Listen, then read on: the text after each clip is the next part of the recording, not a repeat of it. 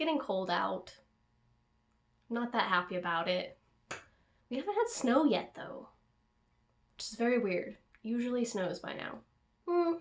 Either way, I need something to warm me up. So, welcome to REBsessions. I'm gonna be reacting to Georgia on My Mind, the Ray Charles version.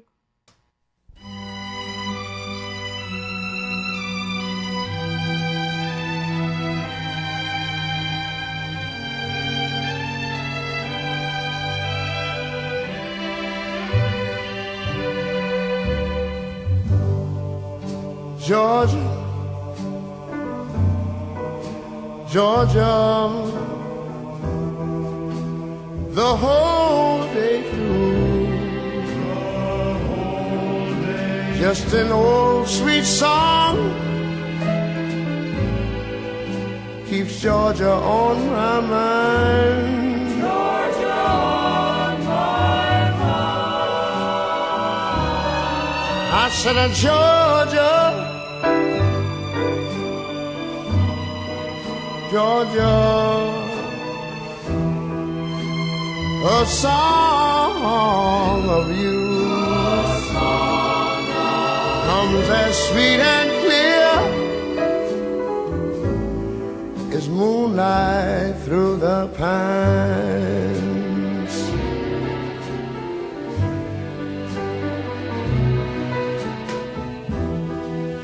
Other arms reach out to me,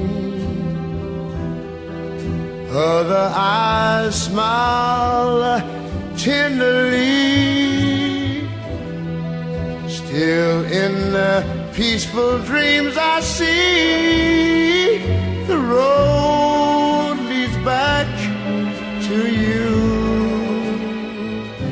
I said, Georgia,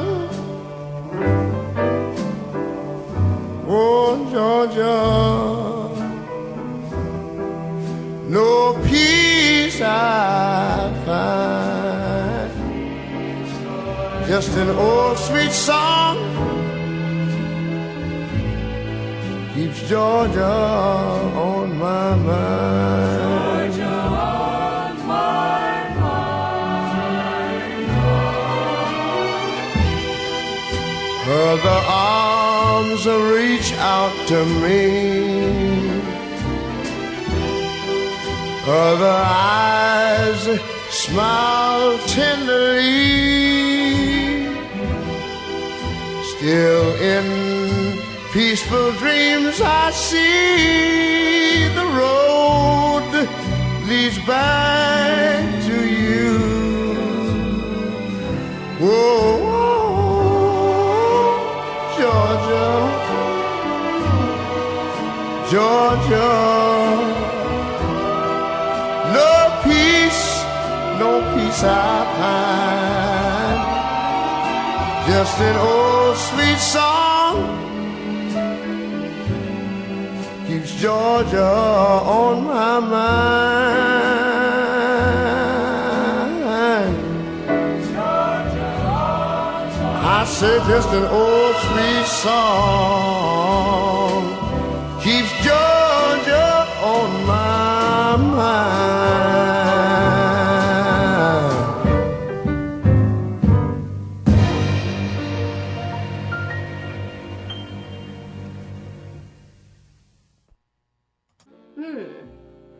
Do you feel warmer now? I do.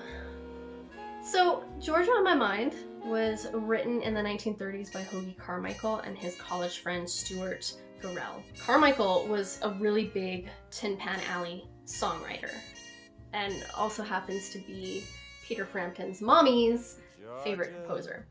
So there's always been like a little bit of mystery, sort of, about if this song is really about the state of Georgia or if it's about a girl. And so Stuart Garrell did a little bit of a newspaper commentary for a Indiana newspaper, kind of explaining the very poetic circumstances that the song was written under. It was a cold, stormy evening in New York, and they were just wishing for something warm. So they took the suggestion of the saxophonist Frankie Trumbauer and just ran with it. So whether it's about a place or about a woman, or both, which is what I think, it's really just as warm and as sweet as they meant for it to be. So much so that, like, everyone and their dog has covered this song, including the genius Ray Charles. But I really do think this is a perfect example of how someone can take a cover of a song and it's just such a perfect fit that it kind of just becomes theirs. And evidently the state of Georgia agreed, since they made it their state song. Also, this was the first of 3 #1 hits that Ray Charles had on the Billboard Hot 100. And then also Rolling Stone magazine voted it, named it, the 44th greatest song of all time. So let's talk a little bit about Brother Ray. He was born Ray Charles Robinson in Albany, Georgia in 1930, September 1930, which is important because that is just a few days after the song was originally released. When Ray was really young, he liked to walk around town and, see what folks were doing. And while he was doing that, he heard a man named Wiley Pittman playing boogie piano at the cafe that he owned. And I could just imagine it was one of those goosebumps moments where you just knew something magical happened there. And he was the one who initially taught Ray how to play piano. He was obviously a really good guy too. I mean, he took care of Ray and his mom and his younger brother while his little brother was still alive. Just making that really tough situation, not having a dad or a husband, just a little bit easier. And so Ray started to lose his sight around the age of 4 or 5, but he didn't become completely blind until about the age of 7. And they think that it's probably because of glaucoma. So despite the hard circumstances that they were going through, his mom, tough lady, worked it out through connections and stuff like that in the community for him to go to blind school, which was an accomplishment, let me tell you. Both to find a school that would accept him, for one thing, and then for him to even want to go to school, right? But he did, clearly. And there is where he learned classical piano from a woman named Mrs. Lawrence. And she taught him how to do piano with Braille music, which, as you can imagine, was, quite a feat, if you will. When you read Braille piano music, what you have to do is learn the left-hand part by reading with your right hand, and then you have to swap. And then eventually, once you know both of them, then you combine them. Which of course he did. And he continued on at school until about 1945.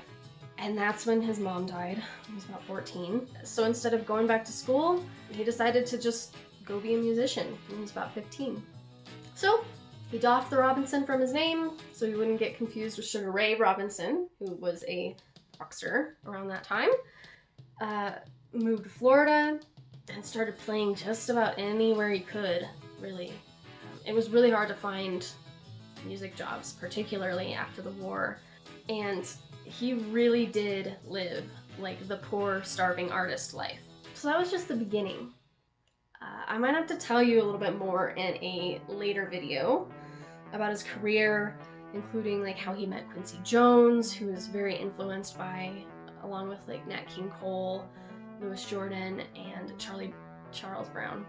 But until then, please like this video, comment, subscribe, ring the notification bell, and most importantly, join me again on REBsessions.